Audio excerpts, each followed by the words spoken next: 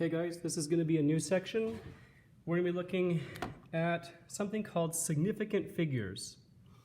So this is going to be section 3.5, new page, and this is going to be significant figures. So this is going into your notebooks. I want to start off by giving an example. And let's say there's a problem where you have the number 231 divided by 17. If you take a look at this answer, it is 13.588235229. I would not want everybody to write that down on their answer sheet.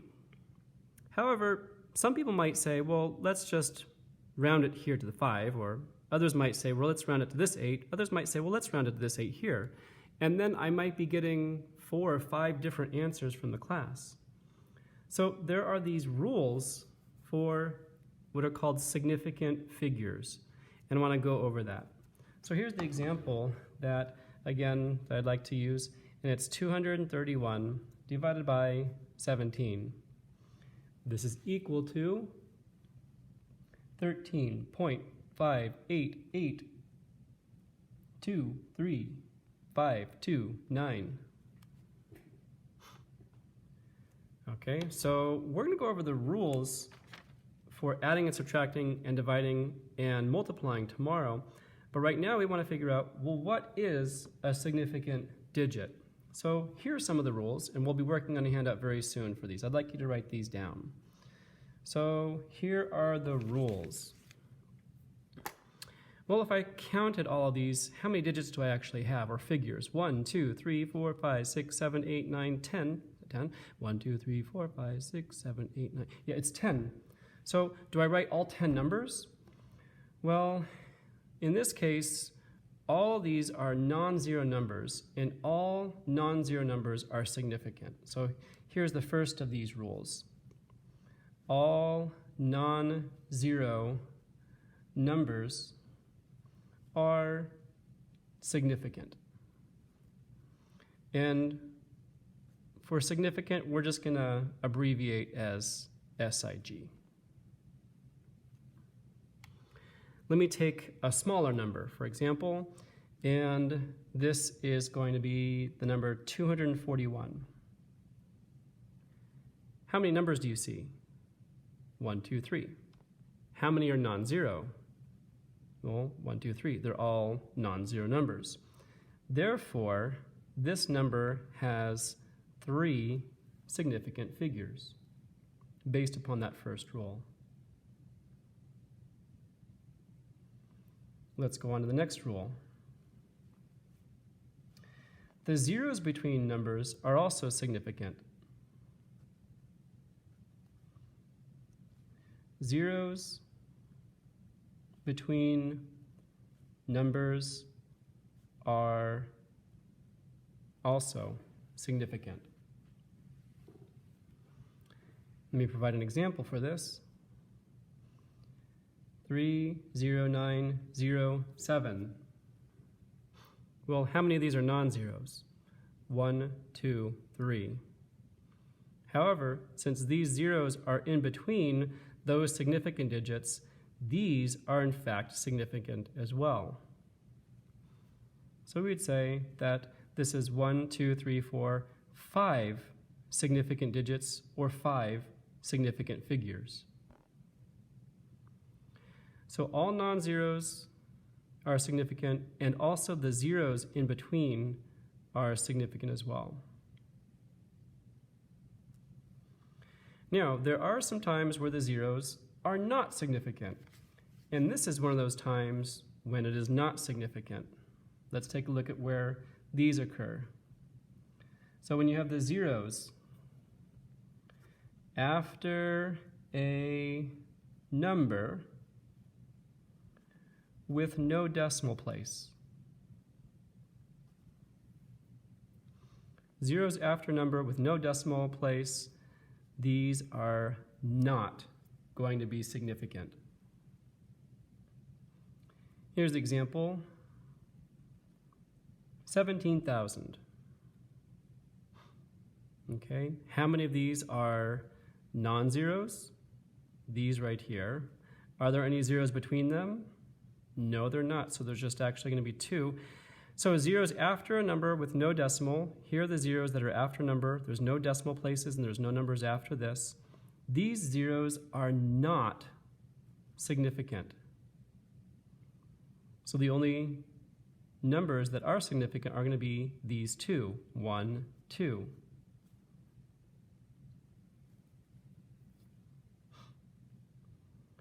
So that's where it's not significant.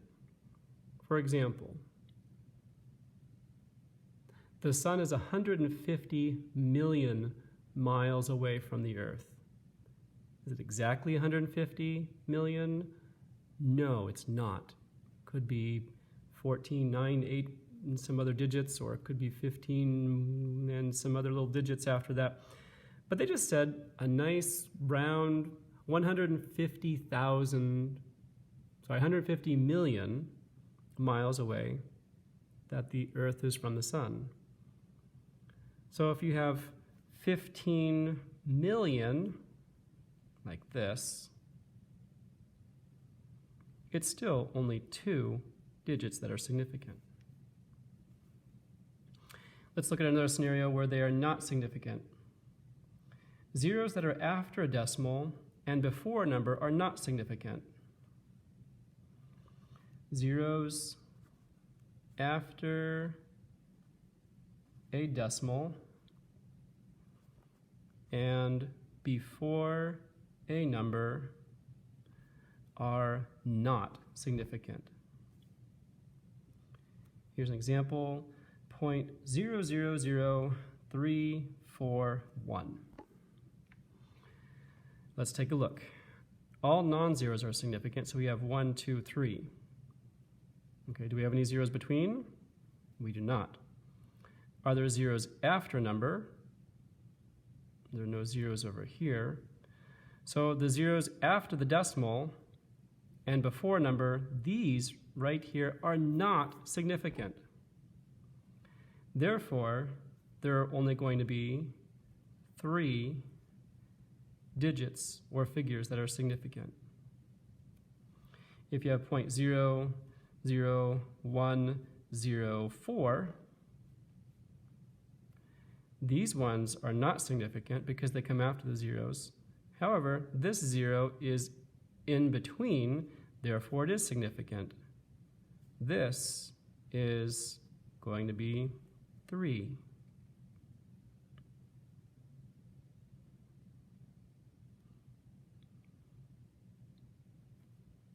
Okay, let's look at the next example. These are the rules. This is something that you'll have to get into the habit of finding out with some of the examples from our handout coming up. We have the zeros after decimal, the zeros after a decimal,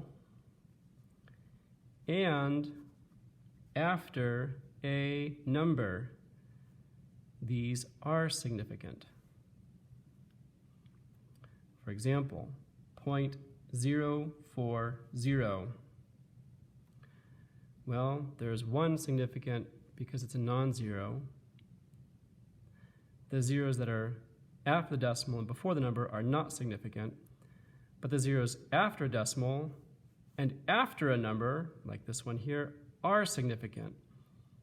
So therefore, this would have not 1, but this would have 2. Now, imagine that we have a scale, okay? We have our digital scales.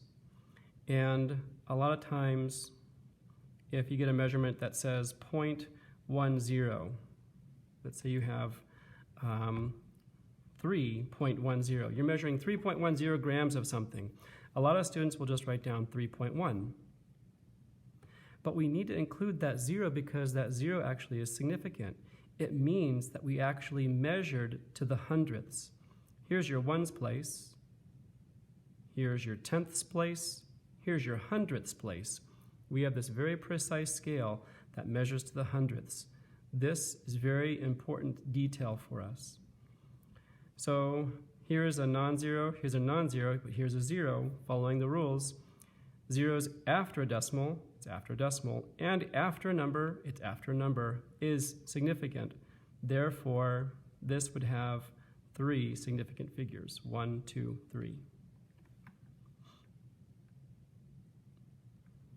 Okay, last one, very similar to this one right here. And this is going to be zeros after a decimal with no numbers after that are significant. For example, if I have 1.00, again, this is like a scale. I don't have 1 gram of material, I have 1.00 grams of material. These digits are very, very important. So we'd have non-zero plus these 2 zeros, they are significant, therefore it would be 2 significant figures.